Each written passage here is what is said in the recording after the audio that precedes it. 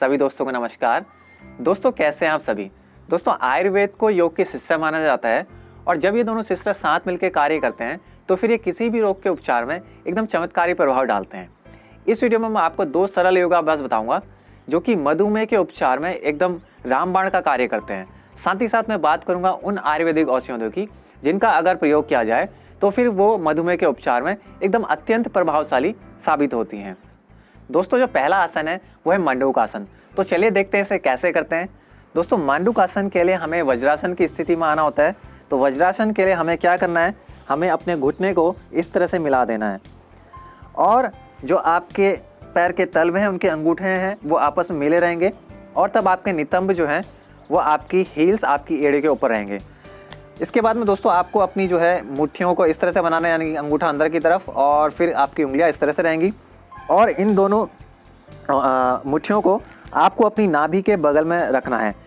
फिर दोस्तों गहरी लंबी सांस लेनी है और सांस छोड़ते हुए आपको आगे की तरफ झुकना है, इस तरह से आगे की तरफ झुकना है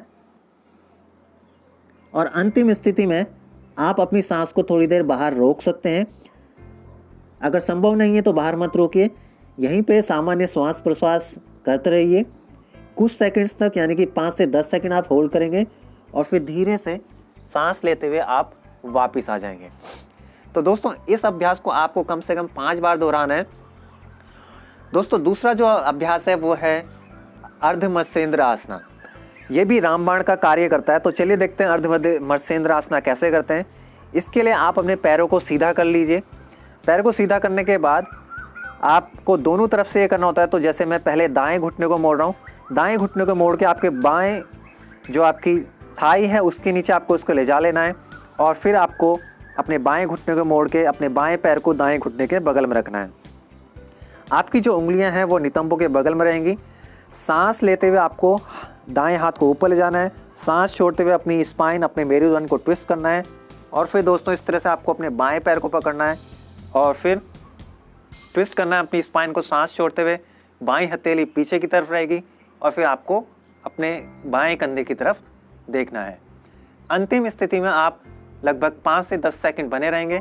फिर सांस लेते हुए चेहरा सामने की तरफ, बायां हाथ बगल में, सांस लेते हुए हाथ ऊपर और फिर आपका जो हाथ है वो नीचे आ जाएगा।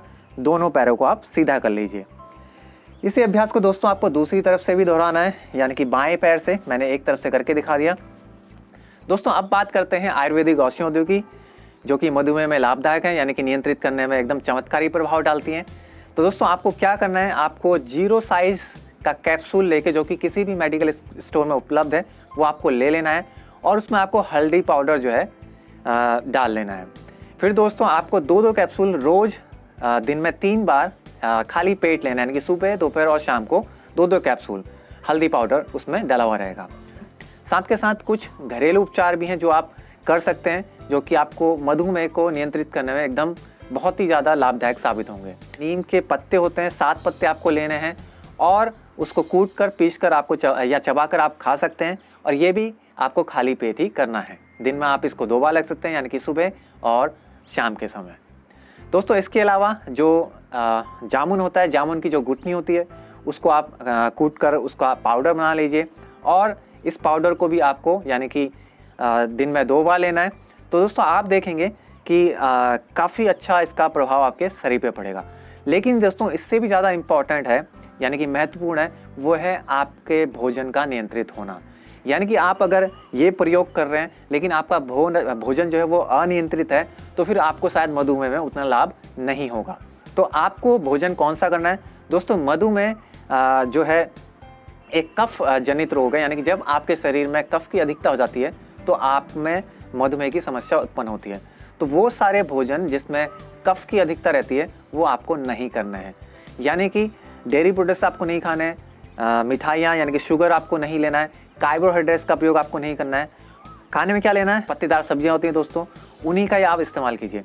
तो दोस्तों मेरा ये मानना है कि जो मैंने आपको यहाँ पे अभी प्रयोग बताए हैं, जो आयुर्वेदिक औषधियाँ और योगासन बताए हैं, साथ के साथ अगर आप अपनी डाइट को कंट्रोल करेंगे और अंतिम चीज़ दोस्तों मानसिक तनाव, ये भी आपको नियंत्रित करना है, क्योंकि दोस्तों मानसिक तनाव के कारण भी मधुमेह बढ़ता है।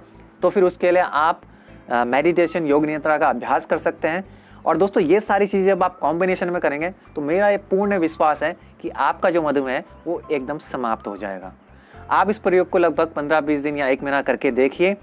आप देखेंगे कि आप अगर टैबलेट्स ले रहे थे तो धीरे धीरे वो टैबलेट्स कम हो जाएंगी, या अगर आप इंसुलिन पे थे तो धीरे धीरे वो इंसुलिन भी आपका ख़त्म हो जाएगा। लेकिन दोस्तों साथ के साथ आप लगातार टेस्टिंग करवाते रहिएगा, और जो भी आप अगर अपनी दवाइयों को रिड्यूस कर रहे हैं, कम कर रहे हैं, या फिर इंसुलिन की मात्रा घटा रहे हैं, बिना डॉक्टर की सलाह के ना करें। ध्यान रखिएगा, बिना डॉक्टर की सलाह के ना रखिए। इनको करते रहिए, डॉक्टर के टच में रहिए, और अपने टेस्ट रेगुलर बेस पे चेक करते रहिए कि क्या आपका डायबिटीज़ कंट्रोल हो रहा है कि नहीं हो रहा है। साथ के साथ अंत में एक और चीज़ कि आपको इन योगाभ्यास को करने से पहले थोड़ा सा वर्कआउट और कर लीजिए, जैसे आधे घंटे करीबन आप दूसरे अभ्यास कर लीजिए दोस्तों, ताकि जो आपका बॉडी में शुगर है वो रेगुलेट हो जाए। दोस्तों उम्मीद करता हूँ ये वीडियो आपको पसंद आया होगा।